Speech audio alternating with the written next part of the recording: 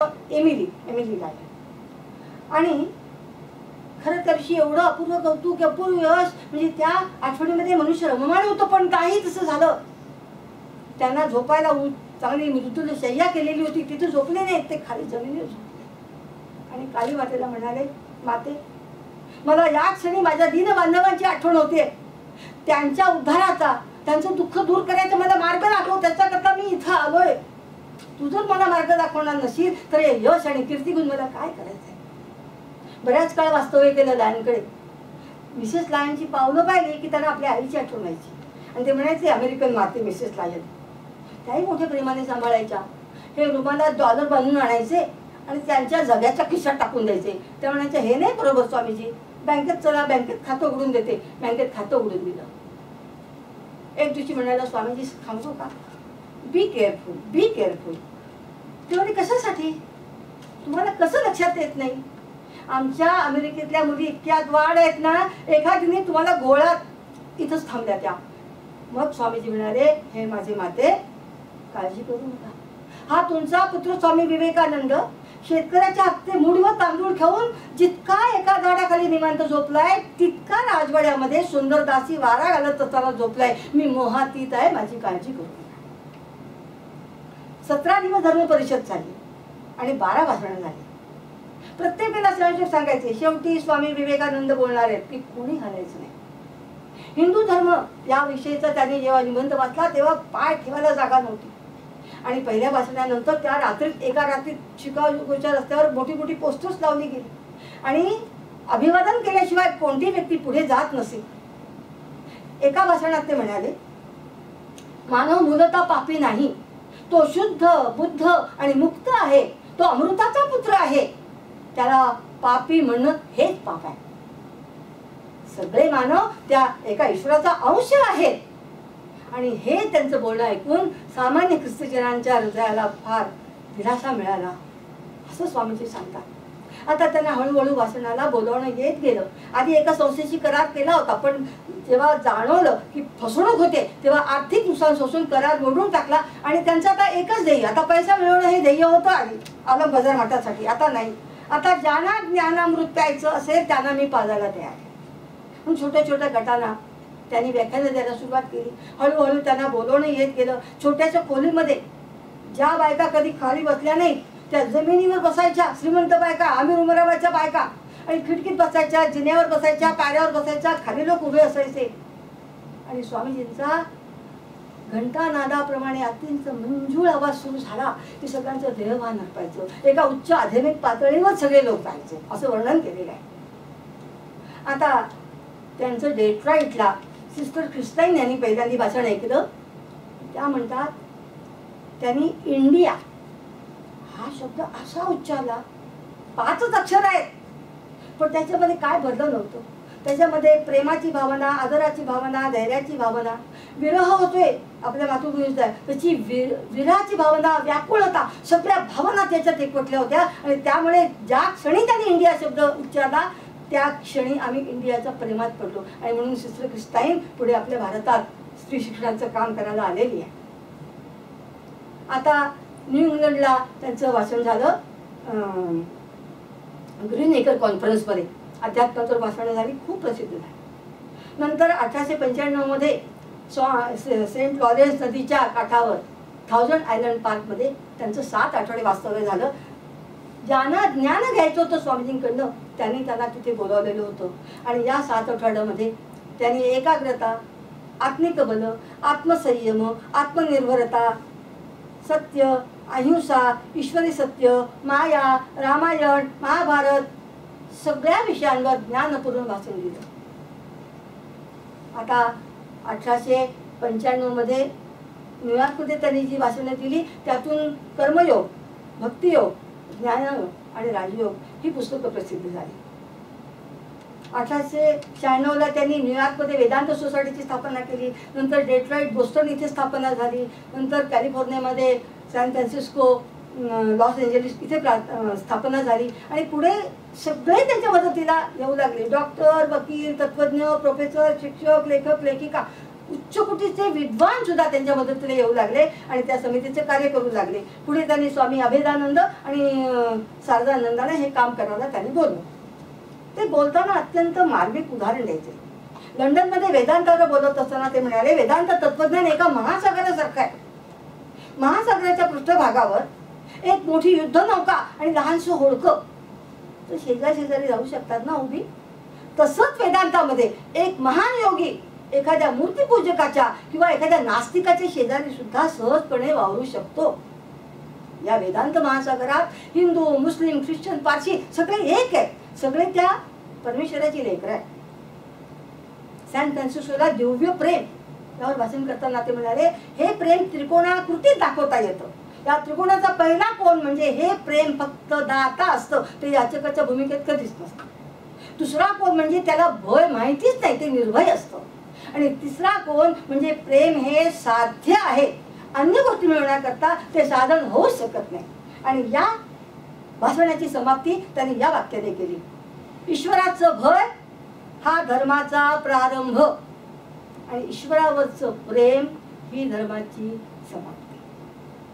हे सगळं काम करत असताना त्यांना काही अडथळे आले नाहीत, विघ्न आली नाहीत. आली विघ्न कोणाकडनं आली? ख्रिश्चन मिशनऱ्यांकडनं. आणि त्याहीपेक्षा वाईट आणि क्लेशाची गोष्ट म्हणजे कलकत्त्याचे ब्राह्मो समाजाचे डॉक्टर प्रतापचंद्र मुजुमदार त्यांनी आणि मिशनऱ्यांनी मिळून त्यांच्या विरुद्ध प्रचार करायला सुरुवात केली की त्यांचं चारित्र्य शुद्ध नाही आहे, ते वर्तन चांगलं नाही, बेताल वर्तन आहे त्यांचं. आणि मुजुमदार पूर्वीचा कुठलं तरी काहीतरी गोष्टीचं भांडवल करत होते. काय म्हणायचे, हा ब्राह्मण नाही हो, हा कायस्थ आहे, कायस्थ.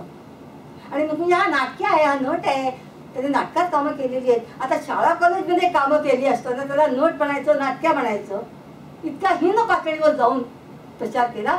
पण इथेही त्या गोष्टीचं खंडन करायला एक अमेरिकन महिला पुढे आली, तिचं नाव मिसेस बॅगले. तिने वृत्तपत्रात लेख लिहिला, निवेदन दिलं की स्वामीजींची श्रेष्ठता, उच्च आध्यात्मिक धारणा याविषयी ह्या लोकांना मत्सर आहे, मत्सराने अंध झाले.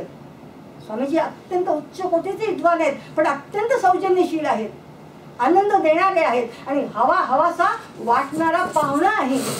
माझ्याकडे 3 आठवड्यापेक्षा सुद्धा जास्त वास्तव्य त्यांनी केलंय. आणि अजून एक सूचक वाक्य तिने तिथं लिहिलं की माझ्याकडे अनेक मोलकरणी काम करत असतात, हे तिने आवर्जून लिहिलं.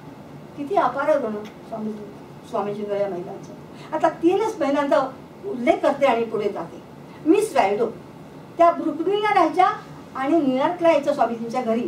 घोडा गाडीतनं 2 तासाचा प्रवास करून ते यायच्या. सकाळी 7च्या आधी निघायच्या आणि 9ला स्वामीजींच्याकडे यायच्या.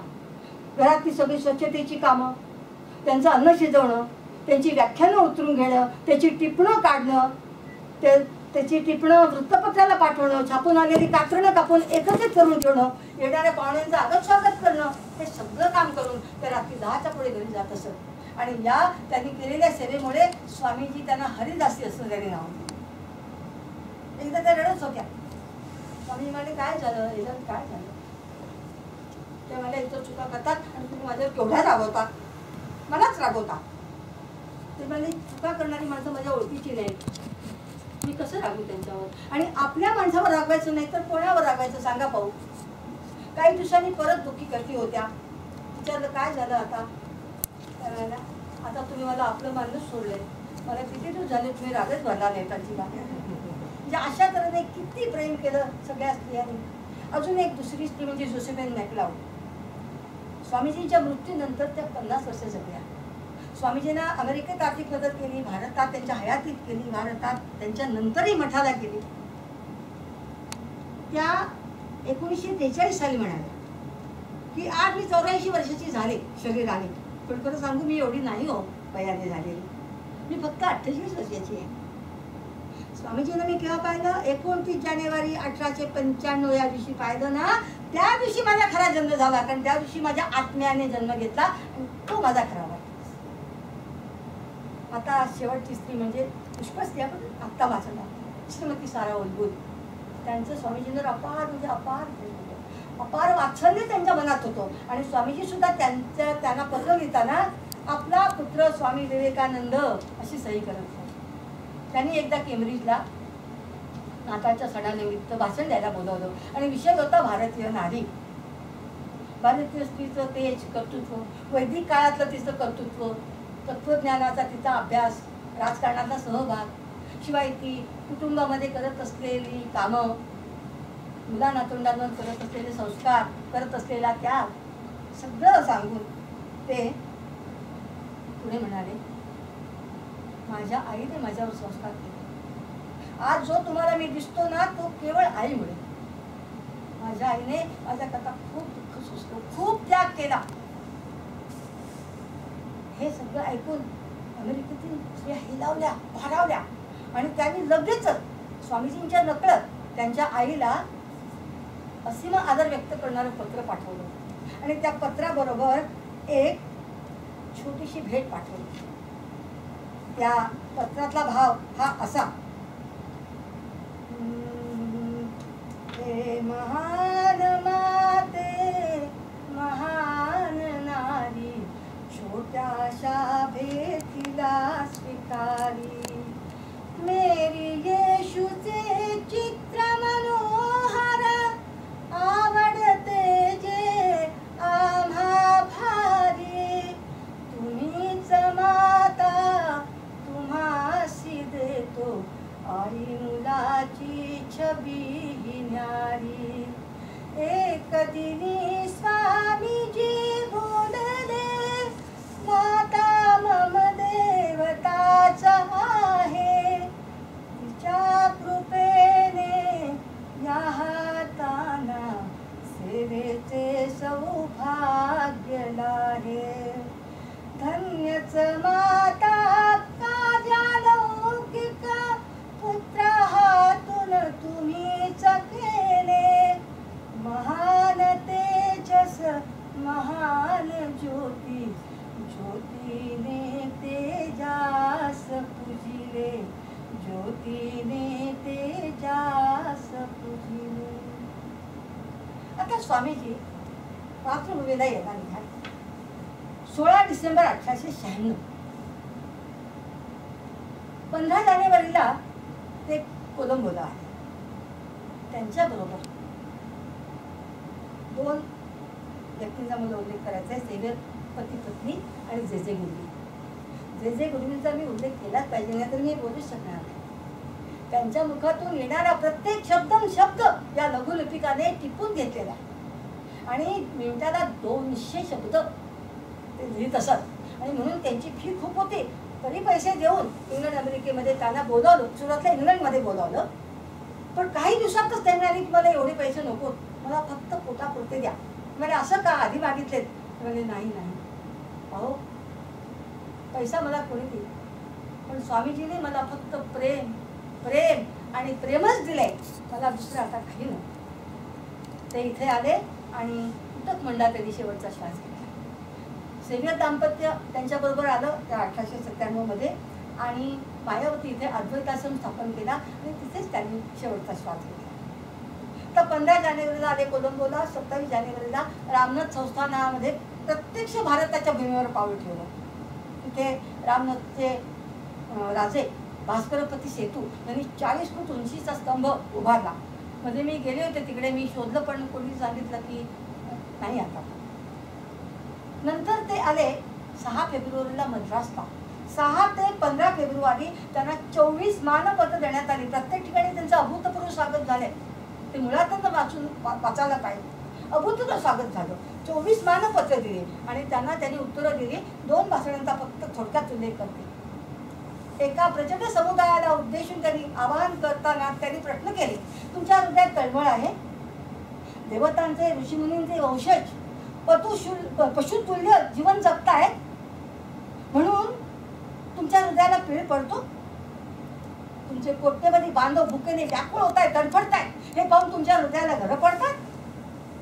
तुमचा देश अज्ञानाच्या काळ्या कुट्ट ढगाने भरून गेलेला आहे, हे पाहून तुमचं हृदय पिळवटतं? देशाच्या दुर्दशेने चिंतेने तुमची झोप उडाली? तुमची बायका मुलं, तुमची धनदौलत, तुमचा नावलौकिक, इतकंच नव्हे तर तुमचं शरीर, याचाही तुम्हाला विसर पडलाय? जर असं असेल तर देशभक्त होण्याची ही पहिली पाहिजे. दुसऱ्या भाषणात म्हणाले, तरुणांनो, सगळे देव उपासना जाणून ठेवा. आता फक्त तुमचा देव म्हणजे तुमचा देश, तुमचं उपास्य तुमची मातृभूमी. आणि या मातृभूमीच्या सेवेसाठी, त्याच्या कार्यासाठी त्यांनी महान मंत्र दिला, तो म्हणजे त्याग आणि सेवा. इंग्लंडहून जेव्हा निघाले तेव्हा एका इंग्रजाने थोडंसं प्रश्न विचारला की इतके काळ तुम्ही वैभवशाली शक्तिशाली पश्चिमेला राहिलात, आता तुम्हाला तुमची मातृभूमी कशी वाटते? ते म्हणाले, इथे येण्यापूर्वी मला ती प्राणाहून प्रिय होतीच होती, पण आता तिच्या मातीचा कण अनकण, हवेचा कण अनकण मला तीर्थक्षेत्रापेक्षा सुद्धा अधिक पवित्र वाटतो. 20 फेब्रुवारीला ते कलकत्त्याला आले. 20 फेब्रुवारी 1897 सकाळी 7:30ला आले. 20,000चा समूह तिथे जमलेला होता, जय जयकार होत होता, रथयात्रा सुरू झाली. हे मी सगळं वाचलं. पण तेव्हा माझ्या मनात एक विचार आला की 8-9 वर्षांनी आपल्या आईची पहिली भेट त्यांची कशी, कुठे झाली, काय घडलं तेव्हा.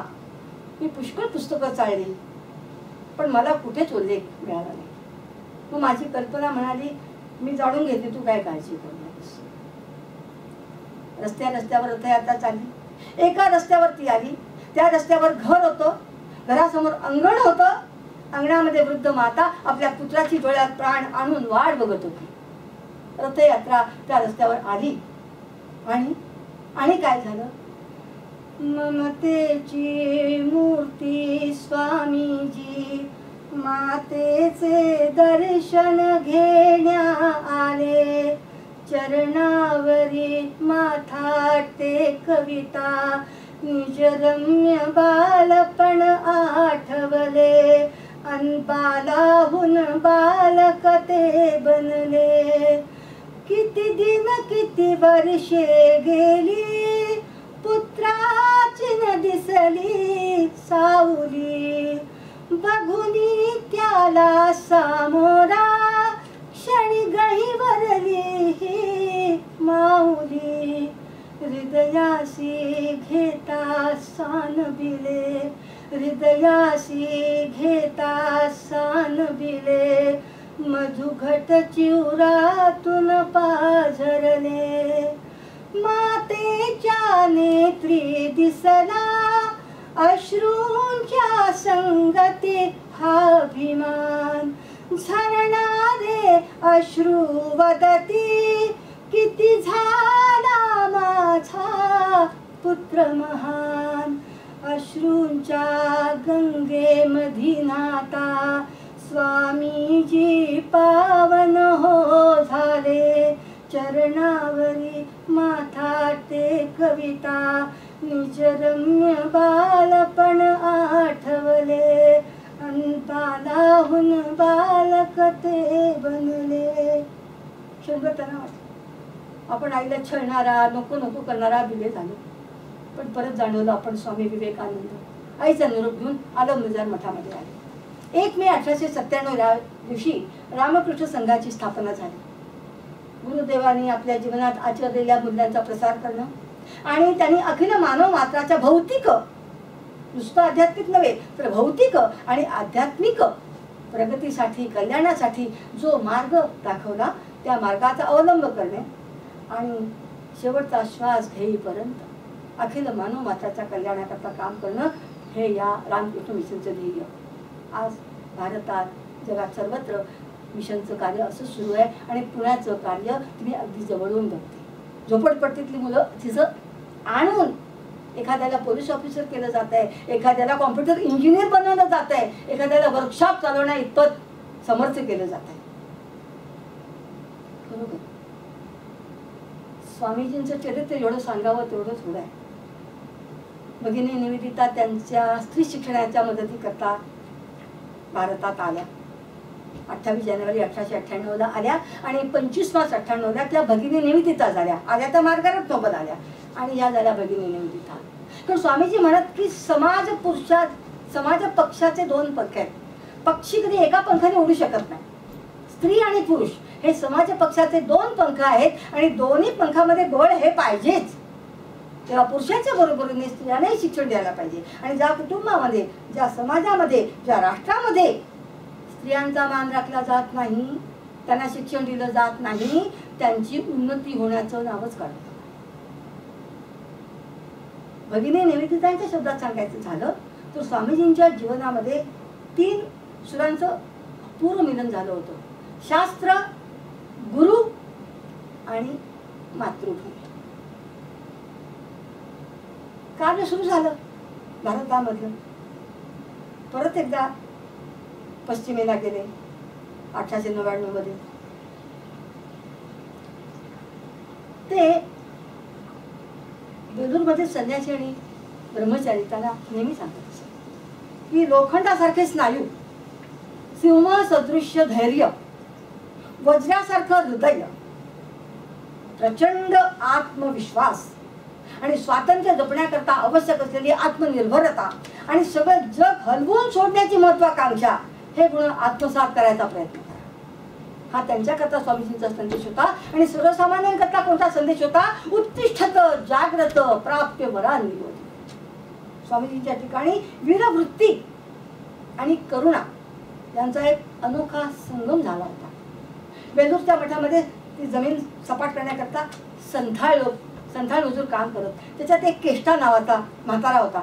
त्याच्याशी स्वामीजींना फार बोलायला आवडायचं आणि तोही बोलगेडा होता. एकदा सुरू केलं बोलणे की थांबायचंच नाही. स्वामीजी घरचं सगळं विचारायचं, तो सांगतच जायचा. मग तो एक दिवशी म्हणाला, स्वामी बाबा नको मला काही विचारूस, मी सांगत जातो तू रडतोस रे, नको नको विचारूस. नाही रे मला सांग रे, मला आवडतं. एक दिवशी विचारला, अरे आमच्याकडे जेवाल का तुम्ही? तुम्हाला नाही बाबा. हा स्वामी बाबा तुझ्याच मीठ खाल्लं तर आमची जात वाटेल ना. मग स्वामीजी म्हणाले, नाही तुम्हाला मिठाई वाढवू आम्ही, मग हरकत नाही ना. मग हो सगळे म्हणाले. एक दिवशी संथाळ दुसऱ्यांची पंगत बसली. सगळ्यांना स्वतः स्वामीजींनी वाढलं आणि केष्टाजवळ आली. केष्टाच्या पानात सगळ्या मिठाई पडल्या. त्याने त्या मिठाईकडे बघितलं डोळे फाडफाडून आणि स्वामीजींचे दोन्ही हात धरले आणि असं विचारलं, स्वामी बाबा हे पदार्थ तू कुठून आणलेस रे? आम्ही आज पण ते पाहिले सुद्धा नाही, तू कुठून आणलेस आमच्यासाठी? आणि तिथे स्वामीजींनी दरिद्री नारायण हा शब्द पहिल्यांदा वापरला. आज दरिद्री नारायणाची मला सेवा करायचं भाग्य लागते. अशा तऱ्हेने वीरवृत्ती आणि करुणा यांचा संगम होता. त्यांनी लहान कालखंडामध्ये खूप कष्ट केले. त्यांना अनेक व्याधी जडल्या. त्याच्यातल्या प्रामुख्याने पहिल्या व्याधी म्हणजे मधुमेह आणि दमा. नंतर त्यांना कटिवात होता. परत ध्यान केल्यामुळे आणि रक्तसाकळ्यामुळे एका डोळ्यामध्ये फूल पडलं होतं. म्हणजे ते एकाक्षच होते. ते म्हणायचे आपल्या शिष्याला, मी शुक्राचार्य आहे आणि तुम्ही माझे सगळे शिष्य आहात दैत्य. पण शुक्राचार्य एकाक्ष होते. असं करत करत ते आपले त्यांना शिकवायचे, असं बोलायचे. परत त्यांच्या शरीरात पाणी साठलं होतं, वजन वाढलं होतं. आता 2 जुलै 1902 दिवस. भगिनी निवेदिता त्याने भेटायला आल्या. त्या दिवशी स्वामीजीने स्वतः स्वयंपाक केला. एक सांगते, वेळ नाही म्हणून मी खूप सांगितलं असतं. अमेरिकेत सुद्धा त्यांनी किती स्वयंपाक करून वाढलाय. म्हणजे आता 2 तास भाषण द्यायचं वेदांतावर आणि दुसऱ्या तासाभरात खांद्यावर टॉवेल टाकायचा आणि थाळी घ्यायची, चमचा घ्यायचा, जेवण तयार आहे, चला चला चला चला जेवायला. मिसेस पंकी म्हणायच्या, काय तिखट स्वयंपाक करतात ते, हा हा नाका तोंडात तर पाणी. पण केवळ स्वामीजींनी केला म्हणून आम्ही खात असतो. तर इथे स्वयंपाक केला, त्यांना वाढलं, हात धुवायला पाणी घातलं, हात पुसायला टॉवेल दिला. तेव्हा त्या म्हणाल्या, स्वामीजी हे तुम्ही नाही करत, ते मी करायचं, हे काय करताय तुम्ही? तेव्हा स्वामीजी म्हणाले, येशू ख्रिस्ताने हेच केलं होतं. त्यांच्या मनात आलं की बोलल्या नाहीत की तो येशू ख्रिस्ताचा अंतिम दिवस होता. स्वामीजीने काही दिवस एक पंचांग बघून घेतलं, त्याच्यावर खूण केली एका तारखेवर. मठातल्या लोकांना वाटलं काही महत्वाचं काम असेल, मग खूण केली. 4 जुलै 1902 ही तारीख होती, अमेरिकेचा स्वातंत्र्य दिन. 4 जुलै उजाडला. सकाळी स्वामीजी उठले, ध्यान धारणा झाली. नंतर त्या दिवशी जेवण सगळ्यांबरोबर घेतलं. ते घेत नसत कधी, आपल्या खोलीत घेत असत. सगळ्यांबरोबर जेवण घेतलं. दुपारी विश्राम झाल्यानंतर लघु कौमुदी हे व्याकरण हसत खेळत शिष्याला शिकवलं. मग स्वामी प्रेमानंदांबरोबर बेलूर बाजारपर्यंत ते फिरायला गेले. 7 वाजता आले आणि 7 ते 8 गंगेकडे मुख करून ध्यान केलं आणि 8 वाजता झोपले. आणि एका सेवकाला म्हणाले, माझे पाय दुखतात, चेपतोस का? तो तासभर पाय चेपत राहिला आणि 9 वाजता त्याला असं जाणवलं की स्वामीजींची मुद्रा जरा वेदनेने व्याप्त दिसते, काहीतरी वेगळं दिसतंय. त्यांच्या मुखातनं एक बारीकचा चित्कार आला, लहान मुलांच्या तोंडातनं झोपेत येतो तसा. जोपमाळ घेतलेला हात एकदम स्थिर झाला, हालचाल काही नाही. आणि मस्तक त्यांचं एका बाजूला पडलं. तरी त्याला वाटलं की जरा समाधिस्थ असले म्हणून गुरुदेवांचं नाव घ्यायला झोपलेलं ठाकूरांचं. पण नाही, स्वामीजी स्वामीजी स्वामीजी आवाज चढवला. मग खालचे लोक वरती आले. डॉक्टरांना बोलवण्यात आलं. रात्री 10 वाजता डॉक्टर आले, महेंद्रनाथ मुजुमदार, आणि ते म्हणाले 9:10 स्वामीजींनी महासमाधी घेतली. वाऱ्यासारखी वार्ता सगळीकडे पसरली. 5 जुलैला दुपारी सगळे धार्मिक विधी झाले आणि स्वामीजींचा अचेतन देह चंदनाच्या चितेच्या हवाली करण्यात आला. त्या चिते शेजारी त्यांचे गुरुबंधू, त्यांचे शिष्य, भक्त, हजारो नागरिक, भगिनी निवेदिता आणि त्यांची माता. मातेला वाटत होतं की अल्पायुषी पुत्र झाला, दीर्घायुषी झाला असता तर किती काम याने केलं असतं. आणि असं वाटत होतं का दिले असे हात कोणाला मारू मी. कारण दर काही दिवसांनी त्या मठात यायच्या आणि खाली त्यानं ते स्वामीजी आजारी असायचे, तिला भेटायचं असायचं आईला आपल्या पुत्राला. आणि बिले बिले अशी हाक मारली की स्वामीजी लहान मुलासारखी बरा बरा बरा बरा पाऱ्या उतरायचे. एका बाकावर दोघे बसायचे, गप्पा गोष्टी करायचे. आई घरी जायची, स्वामी वरती जायचे. आता कोणाला हाक. परमेश्वराला म्हणत होती, अरे या महान पुत्राचा सहवास तुला पृथ्वी तलावर लाभला नाही का. त्याच्या शेजारचं आसन कोणाला बसायला देऊ नकोस, एवढंच तुला माझं सांगणं आहे. या मातेने खूप दुःख सोसलं. महान माता म्हणतात, महानपण त्याची यातना सुद्धा कठीण असतात. पुत्राच्या मृत्यूनंतर 9 वर्ष जगल्या या आणि 25 जानेवारी 1911 या दिवशी त्यांचं निधन झालं. श्री रामकृष्ण परमहंस आणि स्वामी विवेकानंद यांच्या आध्यात्मिक जीवनाद्वारा व्यक्त होणारा तत्वविचार, जिथे धर्म, वंश, देश, जात, पंथ हे सगळे भेद मावळतात, अशा विश्वधर्माकडे घेऊन जातो. तिथे अखिल मानव मात्रात बंधुभाव जागवण्याचा रस्ता सापडतो. असं असलं तरी आजचा मानव, आजचा भारतीय या रस्त्यापासून खूप खूप खूप दूर कुठेतरी गेलेला दिसतो. तेव्हा मानव मात्राला त्याच्या बोटाला धरून परत या रस्त्यावर आणून सोडण्यासाठी आज स्वामीजी हवे आहे. मनात उद्भवलेला, मनात निर्माण झालेला हा जो माझा भाव आहे तो व्यक्त करत शेवटी मी एवढंच म्हणते, परतून या स्वामीजी, परतून या स्वामीजी, दुःखी जनांचे अश्रू पुसाया, दीन जनाना हृदय धराया, युवा पिढीला पथ लावाया, चुकलेल्याना उद्धाराया, परतून या स्वामीजी तुम्ही, परतून या. तुमच्या विण मन अशांत झाले, तुमच्या विण मन अशांत झाले, तुमच्या विण मन अशांत झाले, तुमच्या विण मन अशांत झाले.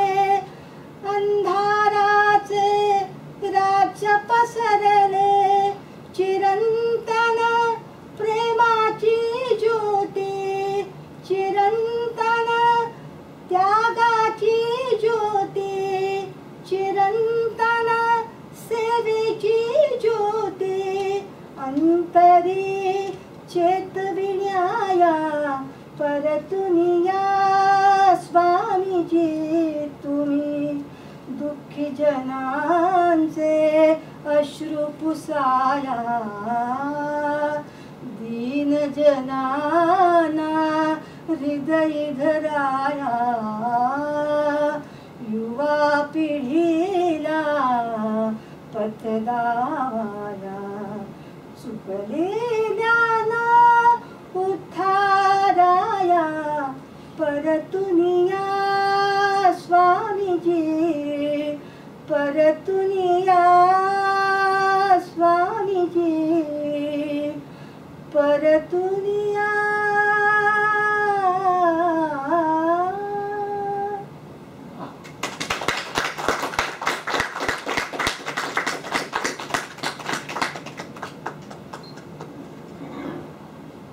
दमलीस का?